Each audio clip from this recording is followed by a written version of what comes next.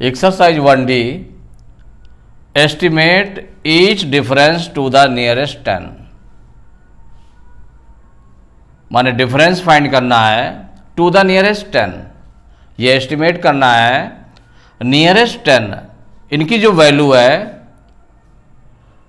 ये निकाल करके नियरेस्ट 10 वैल्यू निकालेंगे। इसके बाद एस्टिमेटेड डिफरेंस आपको फाइंड करना है।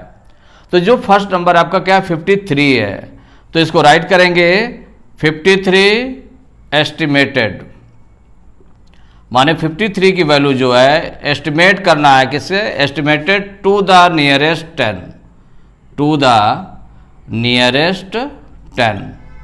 देखिए नियरेस्ट 10 मीन्स क्या होता है कि इसमें जो भी नंबर दिया हुआ है उसमें 10 देखें कहां पर है, 1 10 ये है, 5 है, उसके जो 10 5 है उसके बाद की डिजिट क्या है, उसके बाद की डिजिट को हम देखते हैं। जैसे नियरेस्ट 10 का आ गया तो जो टेंस है टेंस के बाद वाली डिजिट को देखेंगे। अगर नियरेस्ट 100 का दिया जाएगा तो 100 के बाद वाली डिजिट देखेंगे, और नियरेस्ट 1000 का दिया जाएगा तो 1000 के बाद वाली डिजिट देखेंगे। क्या देखना क्या है डिजिट में, तो जैसे नियरेस्ट 10 का आ गया तो 10 के बाद में डिजिट कौन है, 3 है।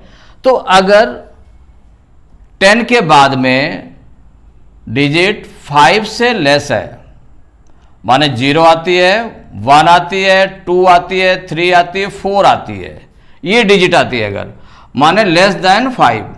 अगर 5 से लेस डिजिट आती है तो इसमें टेंस वाली डिजिट में कोई भी डिफरेंस नहीं पड़ता है। माने टेंस में जितना लिखा होता है, 5 लिखा है तो 5 रहेगा, 4 लिखा है तो 4 रहेगा, 3 लिखा है तो 3 रहेगा, वही नंबर बना रहेगा।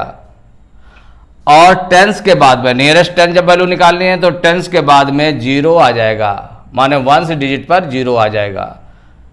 तो यहां पर क्या हो गया आपका कि जैसे 5 के जो नियरेस्ट 10, तो टेंस के बाद में डिजिट कौन सा है, 3 है। 3 क्या है, ये 5 से छोटा है, 5 से स्मॉलर है।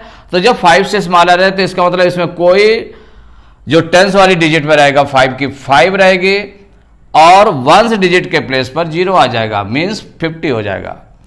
अगर नियरेस्ट 10 वैल्यू निकालनी है तो टेंस के बाद में 0 हो जाएगी डिजिट। अगर नियरेस्ट 100 निकालना है तो 100 के बाद वाली डिजिट माने टेंस और 1 प्लेस पर 0 0 हो जाता है।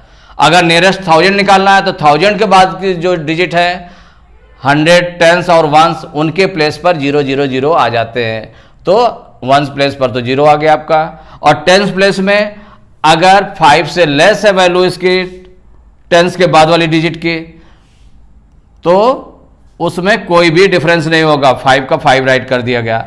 अगर सपोज करिए ये नंबर इस तरह से होता, 53 ना होकर के 56 या 55 होता, तो यहां पर क्या होता कि अगर नंबर 5 आ जाए, 6 आ जाए, 7 आ जाए, 8 9, माने greater than or equal to 5 के इक्वल आ गया, या 5 से ग्रेटर आता है, 5 से बड़ा आता है, या 5 आ जाता है, 5 आ जाए, 6 आ जाए, 7 आ जाए, 8 आ जाए, 9 आ जाए, माने टेंस के बाद में अगर डिजिट 5 से ज्यादा या 5 के इक्वल आ जाती है तो इसमें 1 प्लस हो जाता है, माने 5 1 6 हो जाएगा, और 1 प्लेस पर 0 हो जाएगा, तो 60 बन जाता। क्या बन जाता, 60 बन जाता। तो इसका मतलब हुआ कि 53 एस्टिमेटेड टू द नियरेस्ट 10, ये आपने निकाल लिया वैल्यू, 50 हो गई। अब नेक्स्ट नंबर क्या है हमारा, 18 estimated to the nearest 10, nearest 10, इसको भी नियरेस्ट 10 निकालना है। तो 1 टेंस के बाद की डिजिट कौन सी है हमारी, 8 है। 8 5 से मोर है, ज्यादा है, 5 से ज्यादा है, तो इसका मतलब टेंस प्लेस में 1 ऐड हो जाएगा, तो 1 में 1 ऐड करेंगे कितना हो जाएगा, 2, और टेंस प्लेस के बाद वाली डिजिट 0 हो जाएगी, तो 20 आ गया। तो ये नियरेस्ट टेंस जो वैल्यूज है वो निकल आई। 53 कितनी हो गई, 50 हो गई, 18 की कितनी हो गई, 20 हो गई। अब एस्टिमेटेड डिफरेंस क्या फाइंड करना है, डिफरेंस फाइंड करना ना, तो एस्टिमेटेड डिफरेंस, ये एस्टिमेटेड कहलाता है डिफरेंस, इक्वल, अब भाई 50 में से 20 को माइनस कर देंगे, डिफरेंस मीन्स माइनस करना, माइनस करेंगे तो 0 में 0 माइनस किया 0 आया, 5 में 2 माइनस किया 3, तो 30 आ गया, तो 30 इज द आंसर। तो question number 24, estimate each difference to the nearest 10। तो इसको भी नियरेस्ट 10 के वैल्यू जो है इसका डिफरेंस, एस्टिमेटेड डिफरेंस आपको फाइंड करना है। तो इन दोनों की नियरेस्ट 10 जो है एस्टिमेट वैल्यू निकाल लें। तो 97, फर्स्ट नंबर क्या है 97, एस्टिमेटेड टू द नियरेस्ट 10, किसके उसमें निकालना है, नियरेस्ट 10 निकालना है। तो इसमें काउंट करें, टेंस डिजिट कौन सी है, तो वंस टेंस, टेंस आपकी है, उसके बाद वाली डिजिट देखिएगा 7 है, 7 5 से ज्यादा है, इसका मतलब इसमें 1 ऐड हो जाएगा। तो 9 में 1 ऐड करेंगे तो कितना हो जाएगा 10, क्योंकि उसके पहले और कोई डिजिट है नहीं, तो 9 1 10 हो गई। नहीं तो अगर 10 होता, 9 1 10 होता, 10 की 0 हो जाता, कैरी लग जाता उसमें 1, लेकिन उसके पहले कोई डिजिट नहीं है, तो 9 1 10 हो गया।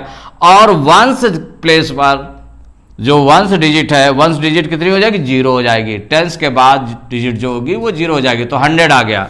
अब 38 एस्टिमेटेड टू द नियरेस्ट 10। देखिए नियरेस्ट 10 जो है 38 को, तो वंस टेंस, टेंस के बाद वाली डिजिट क्या है 8, ये भी 5 से ज्यादा है, तो इसका मतलब 3 में 1 ऐड होगा, तो 3 में 1 ऐड करेंगे तो क्या आ जाएगा 4, और टेंस के बाद वाली डिजिट 0 हो जाएगी, 40 आ गया। तो ये 100 और 40 आ गया नियरेस्ट 10 वैल्यू। तो अब एस्टिमेटेड डिफरेंस, एस्टिमेटेड डिफरेंस, देखिए एस्टिमेटेड डिफरेंस में अब डिफरेंस क्या करते हैं, माइनस करते हैं, तो 100 में से 40 को माइनस कर देंगे, तो 0 में 0 माइनस किया 0, 10 में 4 माइनस किया 6 आ गया, 60 आ गया। तो estimated difference is 60, it is the answer. Question number 25, 409 minus 148, इसको भी नियरेस्ट टेंस वैल्यू निकाल करके उसका डिफरेंस फाइंड करना है, एस्टिमेटेड डिफरेंस फाइंड करना है। तो नियरेस्ट टेंस वैल्यू निकाल लें। तो 409 जो फर्स्ट नंबर है 409 एस्टिमेटेड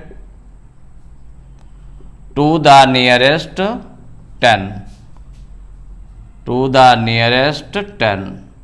तो देखिए नियरेस्ट 10 निकालना है, तो अब वंस टेंस, टेंस कहां पर ये है, उसके बाद वाली डिजिट देखें 9 है, 5 से ज्यादा है, 5 से ज्यादा है, इसका मतलब टेंस में 1 ऐड हो जाएगा, तो 0 में 1 ऐड करेंगे तो 1 हो जाएगा, उसके बिफोर के नंबर आ जाएंगे, माने 4 और 0 में 1 ऐड किया तो 1 हो गया, और टेंस के बाद वाली डिजिट क्या हो जाएगी 0, तो 410 हो गया।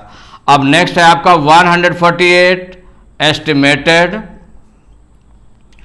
To the nearest 10। अब इसके नियरेस्ट 10 वैल्यू फाइंड करनी है आपको। तो वंस टेंस, टेंस के बाद वाली डिजिट कितनी है 8 है, 8 5 से ज्यादा है, 8 5 से ज्यादा है, इसका मतलब हुआ टेंस वाले में 1 प्लस हो जाएगा, 1 प्लस हो जाएगा, तो इसके बिफोर कितना है 1 है, और इसमें 1 प्लस करेंगे तो 415 हो गया, और टेंस के बाद में 0 आ जाएगा, तो ये 150 बन गए।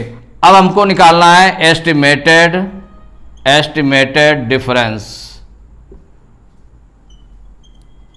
एस्टिमेटेड डिफरेंस इक्वल, अब इसका एस्टिमेटेड डिफरेंस निकालें तो 410 जो नियरेस्ट 10 वैल्यू आई है 410 और 150, इनको माइनस कर देना है, तो 0 में 0 माइनस करेंगे 0, इससे 12 लेंगे 11 में 5 माइनस किया 6 आ गया, यहाँ 3 बचा, 3 में 1 माइनस किया 2, तो 260 इट इज द आंसर।